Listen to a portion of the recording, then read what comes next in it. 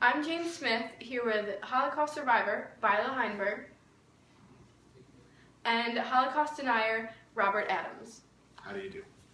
Well, alright, so Ms. Heinberg, why don't we begin with you and how everything started, how your experiences were with your family.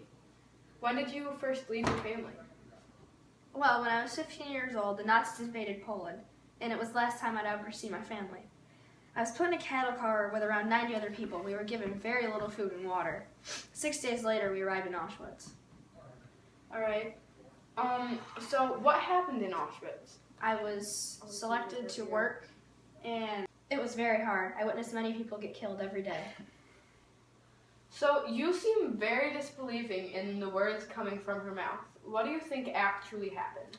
Well, I believe that the entire Holocaust story was simply justification for the formation of the State of Israel. I believe that the presence of camps and survivors and all of that was simply a ruse, a setup after the fact to justify a state where only Jews can live. And but the camps, they're there. They actually exist. What can you say about that? well, there are many, small pieces of evidence that point to the fact that they were constructed after the fact.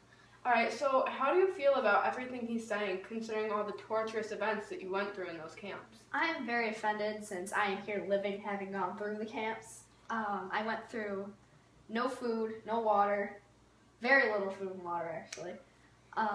Witnessing people get killed every day, having people go into the gas chambers and hearing them scream, smelling the bodies. It was like living on a cemetery. Yeah.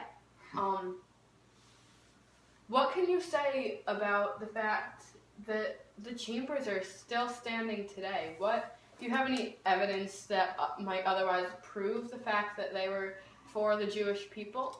Well, there's no solid evidence, however, the simple idea that it was simply a setup is far more logical than, how could somebody pull off such an event, such atrocity? Sure, if it happened, yeah, it'd be horrible, but that could never happen. No one could ever pull that off. But you see, the same disbelief that you feel right now is the disbelief that people all over the world may have felt at the time.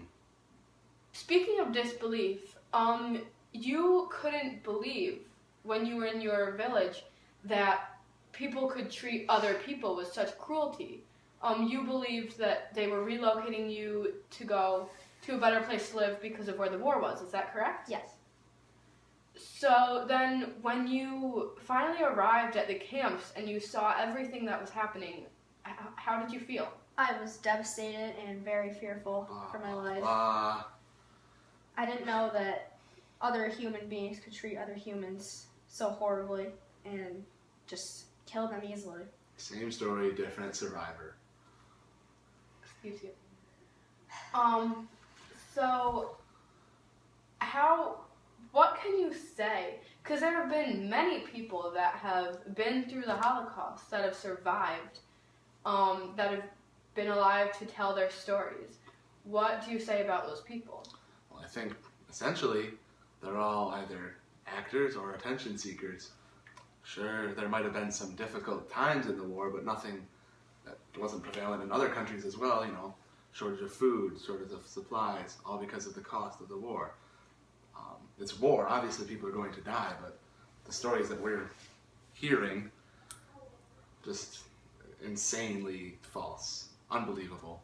Now, Viola, what facts, what evidence do you have that all of this did happen, that it's real? Well, I'm here. I survived. There's camps still standing. I have other survivor friends that went through it. There's photos and videos. Yeah, they're all scripted. They're all fake. They're not scripted. They're all staged. I am here. They're Everything not is staged. All of it is staged. I It's have all other false. people It's all a lie.